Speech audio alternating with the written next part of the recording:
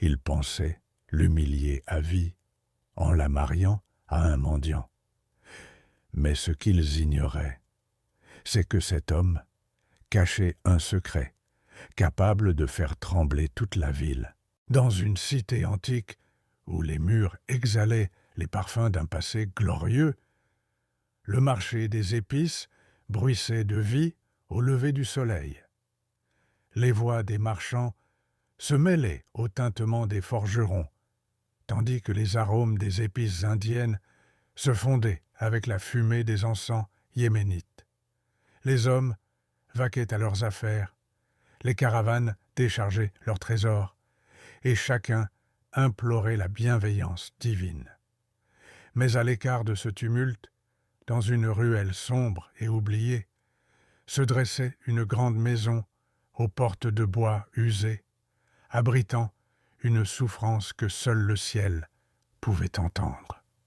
Au cœur de cette demeure, sous un soleil de plomb, Zainab était assise devant une meule de pierre massive, moulant le blé avec acharnement. Jeune femme en pleine fleur de l'âge, elle portait sur son visage une gravité prématurée, marquée par le chagrin. Ses mains, autrefois habituées à la soie dans la vie opulente de son père, marchand défunt, étaient maintenant rugueuses, sillonnées de fissures et de petites blessures dues au labeur incessant. Le grincement de la meule évoquait l'usure lente de son âme. Non loin, à l'ombre d'un auvent, la belle-mère de Zainab, connue sous le nom de Mansour, se prélassait sur un divan confortable, grignotant des dattes tout en observant la jeune fille d'un œil étroit et malveillant. Pour elle, Zainab n'était pas la fille de son époux disparu, mais un fardeau pesant, une bouche de plus à nourrir, qui grignotait l'héritage qu'elle destinait à son fils chéri, Mansour. Elle la voyait comme un bien avarié, sans valeur sur le marché de la vie. D'une voix tranchante qui brisa le silence de la cour, Mansour lança « Dépêche-toi, ma fille, vas-tu moudre ce grain jusqu'au crépuscule? N'est-ce pas assez que nous t'hébergions et te nourrissions, alors que tu n'apportes que des ennuis à cette maison ?» Zainab avala sa salive amère sans lever la tête et murmura d'une voix à peine audible. « Bien sûr, ma tante, je termine bientôt. » Elle savait que toute réplique attiserait les flammes, ayant hérité de son père la sagesse du silence face à la bêtise. À cet instant, des coups hésitants retentirent à la porte. Zainab se leva pour ouvrir, et un homme entra, ployant sous un énorme fagot de bois. Son dos courbé frôlait presque le sol sous le poids. Vêtu d'une tunique rapiécée de couleurs discordantes, coiffé d'un turban ancien couvert de poussière et de cendres, c'était Imran, que les gens du quartier appelaient le porteur de cendres. Un homme d'origine obscure, vivant en marge de la ville, subsistant de menus services contre la charité des autres. Imran déposa le bois dans un coin, essuya la sueur de son front avec sa manche et attendit sa paix, tête baissée, n'osant pas croiser le regard des femmes de la maison. Mansour le toisa dans ses habits misérables, puis posa les yeux sur Zainab, qui époussetait la farine de sa robe usée. Une idée diabolique illumina alors son esprit, sombre comme son cœur. Elle murmura pour elle-même, un sourire sournois aux lèvres. Pourquoi pas? Se débarrasser d'elle vaut mieux que la nourrir, et ce misérable sera sa tombe idéale. S'approchant de sa voisine Saad, en visite, elle désigna discrètement Imran et Zainab d'un clin d'œil, et dit assez fort pour être entendue. « Regarde donc Saad, n'est-il pas temps de marier Zainab? Elle a grandi et devient un poids. Personne ne frappe à notre porte pour la demander. On dirait que son destin est lié à ce porteur. La voisine s'exclama choqué. Crains Dieu, Mansour, marier la fille d'un marchand renommé à ce mendiant, c'est une injustice que le ciel ne tolérera pas. Mansour répliqua froidement, avec arrogance, « Quel marchand, quel prestige! Son père est mort, la laissant sans rien. Je ne suis pas obligé de la subvenir éternellement. Je la marierai pour qu'elle vive dans la boue qu'elle mérite et qu'elle sache que les privilèges du passé sont finis. » Une fois Imran parti, Mansour appela Zainab d'un ton autoritaire. « Écoute, ma fille, j'ai arrangé quelque chose pour toi. Demain, tu épouseras Imran, le porteur. Prépare tes affaires, car il n'y a plus de place pour toi ici. » Les mots frappèrent Zainab comme la foudre, glaçant son sang. Un mariage? Avec cet homme que tous considéraient comme le plus bas du quartier? Elle sentit les larmes monter, mais les retint avec force. Regardant autour d'elle, elle ne vit ni secours ni allié. Rester dans cette maison était une mort lente. Partir, même vers l'inconnu, pouvait être une délivrance, ou du moins une façon de préserver sa dignité. Elle ne cria pas, ne protesta pas, mais leva lentement la tête et fixa le ciel clair par une petite fenêtre. Dans son cœur empli de certitude et de douleur, elle pria « Ô Seigneur, tu connais ma situation et ma faiblesse. Ô réparateur des cœurs brisés, ô soutien des opprimés, je te confie mon sort. J'accepte ton décret. Protège-moi du mal que tu as ordonné. » Puis, se tournant vers sa belle-mère, elle la dévisagea longuement, sans la soumission habituelle, un regard qui déstabilisa la femme tyrannique. D'une voix calme, mais ferme, comme une lame, Zainab déclara « J'accepte. Sache que ce n'est pas par désir de ce mariage, mais comme une bouée pour fuir l'enfer de cette maison. Par Dieu, vivre de miettes avec honneur dans une hutte inconnue vaut 1000 fois mieux que le miel empoisonné que tu me sers chaque matin avec mépris. Je pars non par obéissance, mais pour sauver ce qui reste de mon être. » Cette nuit-là fut la plus interminable pour Zainab. Elle fit ses adieux au mur de sa chambre, au souvenir de son père, et se prépara à affronter un destin incertain. Le soleil de ce long jour se coucha, et la nuit enveloppa la ville de son voile noir, comme en deuil pour les rêves de Zainab. Il n'y eut pas de noces comme celles que connaissaient les femmes du quartier, pas de tambours battants, pas d'ululement perçant le ciel, pas de robes chatoyantes. C'était plus une procession funèbre qu'une fête. Zainab quitta la maison de son père dans une vieille cape délavée, portant un petit baluchon contenant ses maigres biens. Derrière elle, Mansour claqua la porte avec vigueur, comme si elle se débarrassait d'un poids, laissant derrière des regards moqueurs et des murmures impitoyables. Zainab suivit Imran d'un pas lourd à quelques mètres de distance, comme mené à l'abattoir. Imran avançait tête basse, courbé, traînant les pieds, son turban poussiéreux masquant ses traits. Sur les côtés du chemin, les femmes du quartier jetaient des regards furtifs. Certaines sortaient sur le seuil pour assister au spectacle. L'une d'elles murmura d'une voix audible et blessante « Gloire à celui qui élève et abaisse. Est-ce Zainab, la fille du grand marchand de tissus ?» Une autre répondit avec une pitié teintée de raillerie « Pauvre enfant, la mort aurait été plus clémente que cette humiliation. » Ces paroles fouettaient le cœur de Zainab comme des lanières, mais elle ne se retourna pas, ne pleura pas. Elle avait épuisé ses larmes et marchait, les yeux rivés au sol, priant pour que la terre s'ouvre et l'engloutisse avant d'atteindre sa destination.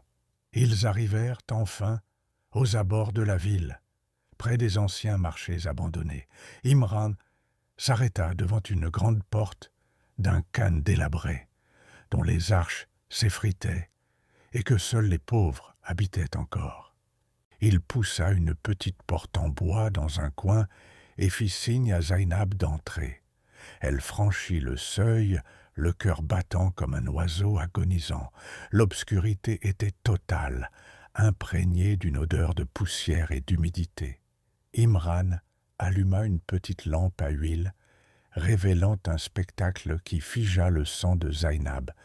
Ce n'était pas une chambre ordinaire, mais un dépotoir, le sol couvert de tas de ferrailles, des jarres en terre cuite brisées, des morceaux de tapis déchirés, des ustensiles en cuivre noircis par la rouille et des amas de laine sale et emmêlés.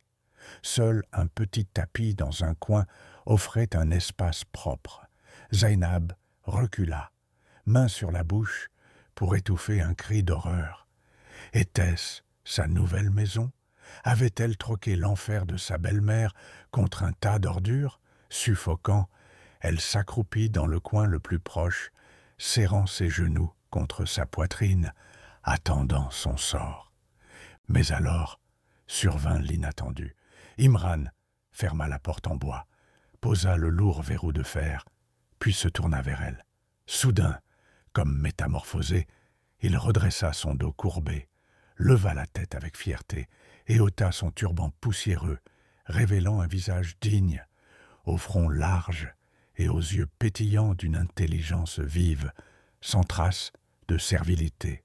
Il s'approcha d'un pichet d'eau dans un angle, se lava le visage et les mains avec soin, puis sortit d'un coffre en bois propre un pain frais, un morceau de fromage blanc et quelques dattes.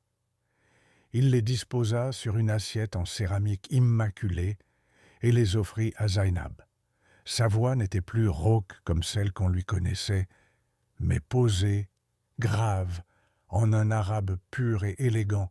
« Mange, fille des nobles, c'est de la nourriture licite, achetée à la sueur de mon front, sans souillure ni mendicité. » Zainab leva la tête, stupéfaite, et le fixa. Qui était cet homme? Où était passé le porteur brisé? D'une voix tremblante, désignant les tas épars. Comment manger au milieu de ces déchets? M'as-tu amené ici pour m'enterrer vivante dans ce chaos? Imran sourit légèrement, un sourire teinté d'amertume et de sagesse, et s'avança vers un tas de jarres brisées qui semblaient n'être que de la boue sèche. Les gens jugent sur les apparences, Zainab. Leurs yeux ne voient que la surface. Ils prennent ces objets pour des rebuts parce qu'ils ignorent leur essence. Il se baissa, ramassa une petite jarre au col cassé, couverte d'une épaisse couche de boue noire séchée. S'asseyant face à elle, il prit un chiffon humide et commença à frotter délicatement, comme on caresse un enfant. Sous les yeux ébahis de Zainab, la boue s'effaça, révélant un éclat bleu ciel, des motifs islamiques exquis et des ornements floraux entrelacés d'or. Imran leva la jarre, et la lumière de la lampe la fit scintiller comme un joyau. D'une voix profonde, « Ce n'est pas une poterie brisée, c'est une jarre abaside, forgée à Samara il y a 1 siècle. Ses propriétaires l'ont jetée pour son col cassé, pensant qu'elle était perdue. Mais je sais que sa valeur réside dans son histoire et son artisanat, non dans son usage quotidien. Je ne ramasse pas des ordures, Zainab, je collecte l'or que les cœurs aveugles ignorent avant les yeux. » Puis, désignant un tas de tapis déchirés, « Ces tissus ne sont pas des haillons usés, mais des tapis persans rares, qui attendent d'être raccommodés patiemment pour retrouver une valeur supérieure. Et pour le cuivre rouillé, sous la patine, c'est un métal pur qui ne ternit pas. » Zainab regarda la jarre, puis Imran, puis elle-même. Elle comprit que ces mots ne décrivaient pas seulement l'objet, mais elle aussi, brisée par le temps et l'injustice des proches, jugée finie par les autres. La terreur quitta ses yeux, remplacée par l'émerveillement et le respect. Dans cette hutte sombre, elle réalisa qu'elle n'était pas face à un mendiant ignorant, mais à un homme visionnaire qui voyait le trésor où les autres ne voyaient que le vide. Elle prit un morceau de pain et pour la première fois depuis des années, elle goûta à la sérénité. D'une voix calme, retrouvant l'esprit de la fille de marchand. « Donc, nous ne vivons pas dans un dépotoir, mais dans un trésor caché. » Imran hocha la tête. « Oui, et dès aujourd'hui, tu es ma partenaire pour révéler cette beauté. Acceptes-tu » Cette nuit-là, à la lueur vacillante de la lampe, la hutte ne parut plus sinistre, mais comme un atelier secret d'espoir, où l'on restaurait les objets et les âmes. Les premiers jours dans la hutte des poteries brisées furent comme une formation intensive à l'école de la vie.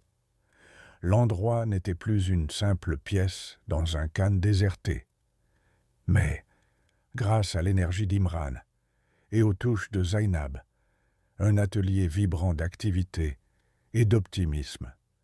Au lever du soleil, ses rayons filtraient par les fissures, trouvant le couple déjà au travail. Zainab s'installait dans son coin face à un tas de tapis persans déchirés qu'Imran avait récupérés des rebuts, des palais et des grandes maisons. Elle ne voyait pas les trous comme des défauts, mais comme des occasions de création. De son baluchon, elle sortit une aiguille d'argent héritée de sa grand-mère et des fils de soie et d'or qu'elle avait cachés des jours fastes de son père. Ses doigts agiles se mirent à l'ouvrage, raccommodant les déchirures avec la précision d'un chirurgien, tissant sur les brèches des fleurs et des motifs somptueux qui masquaient les imperfections et en augmentaient la splendeur. Le bruit de l'aiguille, perçant le tissu épais, composait une mélodie muette de patience. De l'autre côté, Imran s'affairait à nettoyer les ustensiles en cuivre et les épées anciennes, rongées par la rouille. Il mélangeait des cendres de bois avec du citron dans un bol en terre cuite, formant une pâte spéciale qu'il appliquait avec vigueur et détermination. À chaque frottement, les couches noires s'évanouissaient, révélant l'éclat rouge doré et l'argent pur. Il levait l'objet nettoyé, l'examinait d'un œil expert, puis souriait à Zainab. « Regarde, Zainab, le métal noble ne s'altère pas avec le temps. Il est juste couvert de poussière, tout comme toi. » Ses paroles rafraîchissaient son cœur comme de l'eau pour l'assoiffer. Elle rougissait et reprenait son travail avec plus d'ardeur. Après des semaines de labeur acharné, vint le moment de la récolte. Un vendredi matin, quand le marché grouillait de monde, Imran enfila une tunique propre, pas luxueuse mais soignée, chargea ses biens dans des paniers doublés de velours et se dirigea vers le marché des antiquités, non plus celui des déchets comme autrefois. Il entra d'un pas assuré, étala ses marchandises dans un coin privilégié. Sans crier comme les vendeurs ambulants, il se contenta de disposer une jarre abaside, restaurée avec soin, un petit tapis au fil d'or étincelants au soleil, et une épée damassée, luisante comme un miroir. Un notable de la ville s'arrêta, attiré par l'épée. Il demanda avec condescendance « Combien pour cette lame, mon brave ?» Imran répondit posément, sans montrer de besoin. « C'est une épée yéménite aux manches d'ivoire. Son prix est de 20 dinars, pas un de moins. » L'homme s'exclama. « 20 dinars ? Je pensais l'avoir pour 2 dirhams. » Imran prit l'épée, la frappa légèrement sur un morceau de fer proche, produisant un tintement clair et prolongé, attestant de la pureté du métal, et dit « Mon Seigneur, je vends le champ des épées et leur histoire, pas du fer au poids. » Reconnaissant un vendeur averti, l'homme paya volontiers. Ce jour-là, Imran vendit aussi le tapis réparé par Zainab pour 10 fois son prix d'achat en loc. Au crépuscule, il rentra avec un panier de fruits, un coupon de soie bleue et un poulet rôti embaumant l'air. Zainab l'accueillit à la porte. Voyant les biens, ses yeux s'embuèrent. Il posa la soie sur ses épaules. « Ceci est pour toi, pour que la main qui guérit les blessures porte la soie qu'elle mérite. » Cette nuit de pleine lune, après un dîner paisible, Imran s'assit devant la hutte, contemplant l'astre errant dans le ciel. Zainab le rejoignit, sentant le moment venu pour la question qui la hantait depuis le début. D'une voix douce, « Imran, tu n'es pas un simple porteur, ni un marchand d'antiquités habile. Tu as la langue des princes, l'œil d'un faucon et le cœur d'un leader. Qui es-tu vraiment?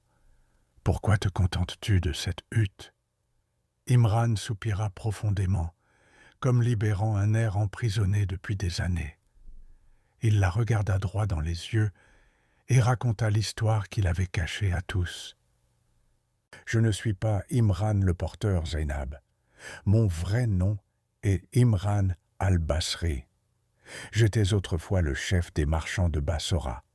Mes caravanes traversaient de Bagdad à Samarcande sans que frontières ou bandits osent les approcher. » Les yeux de Zainab s'écarquillèrent de surprise, mais elle garda le silence pour écouter la suite. Imran poursuivit, sa voix gagnant en douleur. « J'avais un associé et ami d'enfance nommé Bourhan. Nous étions comme des frères. Lors d'une année de famine, les marchands de Bassora rassemblèrent leurs économies et me les confièrent pour mener la plus grande caravane vers l'Inde, afin de sauver le marché. C'était une lourde responsabilité que je portais sur mes épaules. » Il s'arrêta, la mémoire l'étranglant, puis reprit.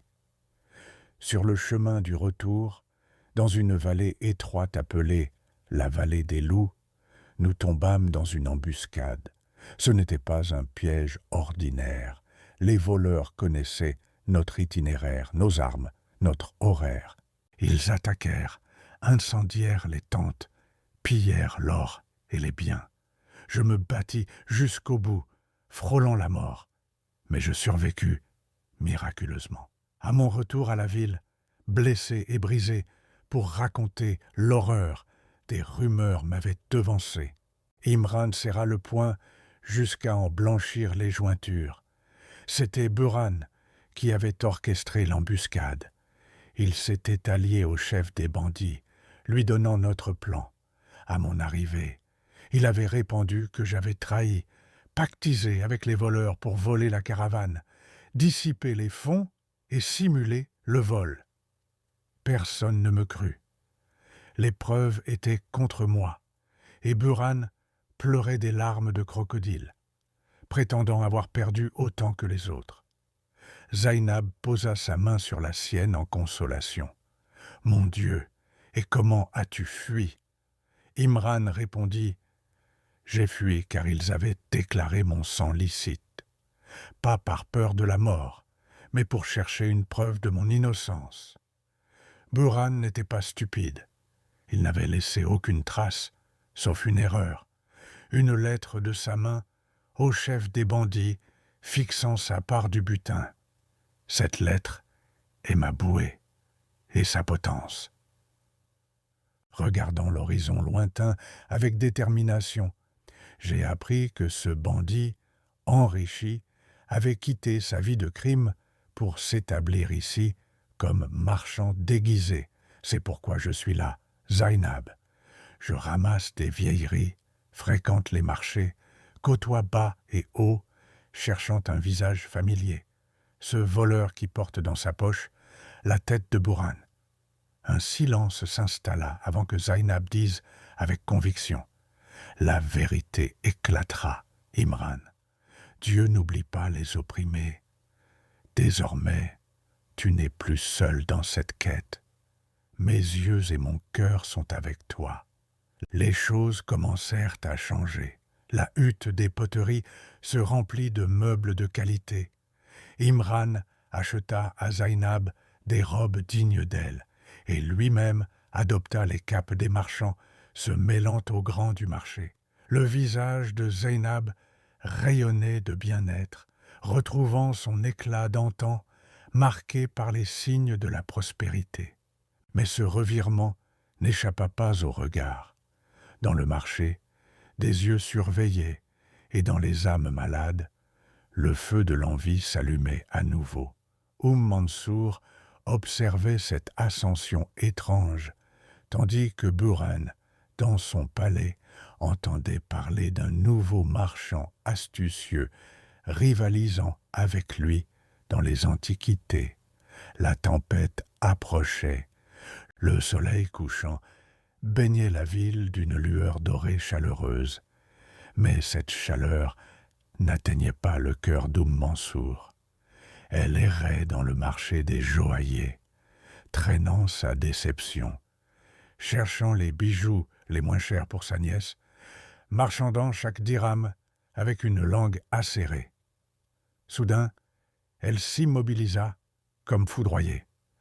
À quelques pas, à l'entrée d'une boutique de tissus luxueux, elle vit une scène qu'elle crut d'abord illusoire. Zainab, non plus la fille brisée en habit de servante, mais une dame en cape de soie, le visage irradiant de fraîcheur et de noblesse. À ses côtés, Imran, jadis porteur, se tenait avec la prestance d'un marchand, examinant un tissu, puis ordonnant au porteur de le charger, tandis que la foule s'écartait avec respect. La rage embrasa Mansour. Comment la poussière était-elle devenue or? Comment la servante était-elle devenue maîtresse? Elle marmonna, venin aux lèvres. Non, ils ne jouiront pas de paix pendant que ce vaurien relève la tête. Derrière cette richesse, il y a sûrement un vol ou un malheur. Elle se dirigea droit vers le palais des marchands, où résidait Bourhan, le maître du marché que tous craignaient. Devant lui, elle siffla comme un serpent. « Ô maître Bourhan, vous êtes le seigneur du commerce. » Mais une plante venimeuse pousse dans l'ombre. Un vendeur de bric-à-brac nommé Imran, autrefois porteur, achète et vend aujourd'hui comme un noble. Il prétend vendre des antiquités, mais il vole les gros clients avec des pièces uniques. Bourhan fronça les sourcils, ne prenant pas tout au sérieux, mais l'idée de marchandise incomparable éveilla son soupçon. Il la congédia d'un geste, puis appela son bras droit, un homme aux traits durs nommé Rachid, et murmura « Va au marché, trouve cet Imran. Ne lui parle pas, ne t'approche pas, observe-le seulement. Décris-moi son visage, ses gestes, sa façon de négocier. Je veux savoir qui ose me défier. » Rachid se fondit dans la foule comme une ombre, scrutant la petite boutique d'Imran dans le Khan. Il le vit vendre une épée à un notable, manier la lame avec expertise, la retourner avec une dextérité de guerrier entraîné. Il nota sa voix calme et assurée, et un détail fin, une petite tache de naissance distinctive sur le côté droit de son cou, visible quand il tournait la tête. Rachid revint en hâte. « Maître, ce n'est pas un vendeur ordinaire. Il est éloquent, avec l'accent clair de Bassora, malgré ses efforts pour le cacher, et sur son cou, une tache noire. » À ces mots, le verre échappa à Bourhan et se brisa au sol. Son visage blêmit, et il murmura d'une voix tremblante. « L'accent de Bassora, la tache au cou, c'est lui, Imran al-Basri. Je croyais les loups l'avaient dévoré dans la vallée, mais le démon est revenu d'entre les morts. Ses yeux s'enflammèrent de traîtrise, et il hurla à Rachid. « Il est vivant, ici, dans ma ville. Écoute, cette nuit, je ne veux plus trace de lui. Brûle sa boutique, le canne s'il le faut. Détruis-le complètement, qu'il redevienne mendiant. » Cette nuit obscure, Imran et Zainab étaient pour sortis visiter une connaissance. Des ombres noires escaladèrent les murs du khan, et en instant, le calme nocturne vira au chaos. Les flammes dévorèrent le bois sec, la fumée noire étouffa l'aube naissante. Au petit matin, Imran et Zainab revinrent. Le spectacle était déchirant. La hutte des poteries n'était plus qu'un tas de cendres noires. Les jarres nettoyées par Imran étaient en éclats, les tapis tissés par Zainab en poussière. Zainab tomba à genoux devant les ruines, pleurant amèrement. « Notre peine est perdue, Imran. Le rêve s'est envolé, nous voilà de retour à zéro. » Imran resta debout, immobile comme une montagne, l'odeur de trahison confirmant ses soupçons. Buran l'avait découvert, et c'était son message. Il s'approcha de Zainab, s'agenouilla, prit ses mains souillées de cendre, et dit d'une voix calme, portant la force d'un tonnerre contenu. « Ne pleure pas, Zainab. Ils ont brûlé du bois et de la laine, des choses périssables. Mais ils ont oublié que le vrai marchand ne met pas tous ses œufs dans le même panier. » Imran se dirigea vers le mur de pierre arrière du khan, intact. Il poussa une roche apparemment fixe, révélant une cavité secrète. Il en sortit un petit coffre de fer épargné par le feu. L'ouvrant devant Zainab, il n'y avait pas d'argent, mais un sachet de velours noir. Il l'ouvrit, et un éclat aveuglant jaillit dans la pénombre de l'aube. Des pierres précieuses, rubis rouges, émeraudes vertes, diamants purs. Imran serra les joyaux. « Le jour de l'attaque de la caravane, j'ai caché ce sachet dans ma ceinture. C'est l'essence de ma fortune. Je n'en ai vendu aucun pendant les années de misère. Je les gardais pour le jour de la grande confrontation, et ce jour est arrivé. » Regardant les cendres, puis les yeux de Zainab, il déclara résolument « Buran voulait me consumer, mais il a allumé le feu qui le dévorera. Demain, je descendrai au marché non comme vendeur d'antiquités, mais comme marchand de joyaux touchant les nuages, et j'achèterai avec cet argent la preuve qui lui tranchera la gorge. » Zainab essuya ses larmes, sa voix retrouvant sa force. « Je suis avec toi. De ces cendres, nous bâtirons un palais de justice. » Ainsi, tandis que Buran célébrait la disparition de son rival, Imran préparait un coup qui ébranlerait le marché au grand jour. À peine 2 jours après l'incendie du khan, une agitation inhabituelle anima la grande place de la ville devant le palais du gouverneur. Des crieurs parcouraient les marchés, annonçant un événement majeur. « Ô marchands, ô notables de la cité, aujourd'hui se tient la grande enchère sur des joyaux rarissimes, jamais vus, avec l'autorisation et la présence du gouverneur. » La nouvelle parvint à Burhan dans son conseil. Il rit à gorge déployée, pensant qu'un marchand étranger était arrivé, et décida d'y aller pour acquérir le meilleur et affirmer sa suprématie. Il revêtit sa cape brodée d'or et sortit entouré de sa suite. À son arrivée sur la place bondée de marchands, de dignitaires et même de gens du peuple venus spectater, Buran vit au centre un homme dos au public, en habit somptueux et turban blanc immaculé, devant un coffre couvert de velours. Au fond, le gouverneur siégeait avec ses gardes. Buran murmura à Rachid. « Qui est ce nouveau marchand ? Je ne l'ai jamais vu. Soudain, l'homme se tourna. Un silence de plomb tomba sur la place, comme si les oiseaux s'étaient posés sur les têtes. Bourhan haleta, recula d'un pas, son visage s'empourpra. C'était Imran, mais pas le porteur, ni le vendeur de bric-à-brac. C'était Imran al-Basri, dans sa majesté d'antan, que Bourhan connaissait bien, une aura que ni la pauvreté ni le temps n'avaient effacée. Imran se tint ferme, sa voix tonnant comme le tonnerre. « Ô assemblée de marchands, ô excellence du gouverneur, je ne viens pas vendre des biens aujourd'hui, mais poser la balance de la justice. » Il ôta le voile du coffre, les joyaux étincelèrent au soleil, provoquant des exclamations d'admiration. Bourhan interrompit d'une voix tremblante, masquée par la colère. « Gouverneur, cet homme est un voleur fugitif. C'est Imran al-Basri qui a pillé la caravane de Bassora. Ses joyaux sont notre bien volé. Arrêtez-le !» La place bruissa de murmures. Le gouverneur fixa Imran sévèrement.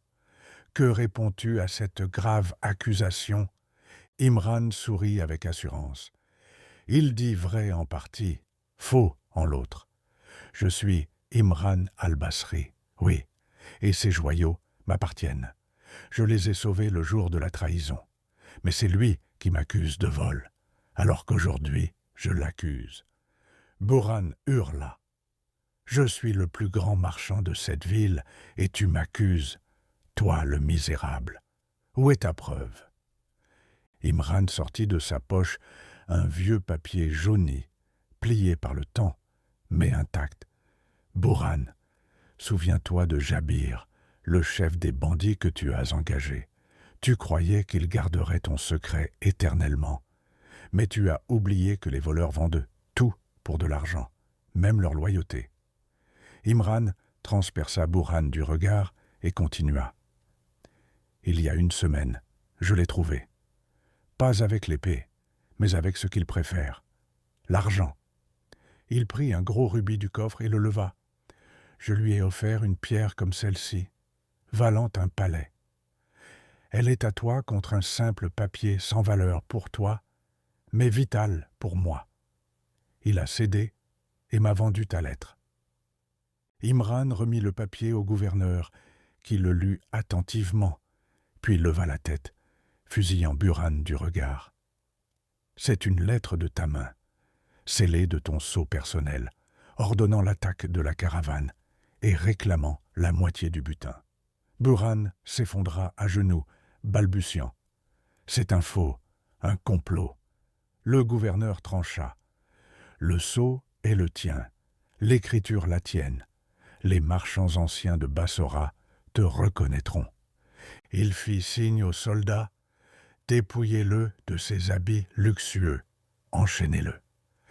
Il paradera au marché en confessant son crime, puis sera emprisonné jusqu'à restitution de chaque dirham volé. » Tandis que les gardes traînaient Bourhan, hurlant de honte, des cris d'Alléluia retentirent. Les grands marchands s'approchèrent d'Imran pour s'excuser et le nommer chef des marchands, en reconnaissance de son honnêteté et de sa patience. Imran rentra dans sa nouvelle demeure, un petit palais acheté contre un joyau, où Zainab l'attendait. Elle n'espérait ni or ni gloire, mais le retour de la justice. Le lendemain, des coups timides et humbles frappèrent à la porte du palais. La servante ouvrit. C'était Mansour, en habits usés, tête basse, yeux au sol. Tout lui avait été retiré après la révélation de sa calomnie. Le quartier l'avait rejeté. Zainab s'avança sans triomphe ni reproche. Mansour leva la tête, larmes aux yeux. « Zainab, Zainab l'interrompit d'un geste, appela la servante, lui remit un lourd sac d'argent et le posa dans les mains Mansour. « Prends ceci, femme de mon père, va, couvre-toi et ton fils, et ne reviens plus.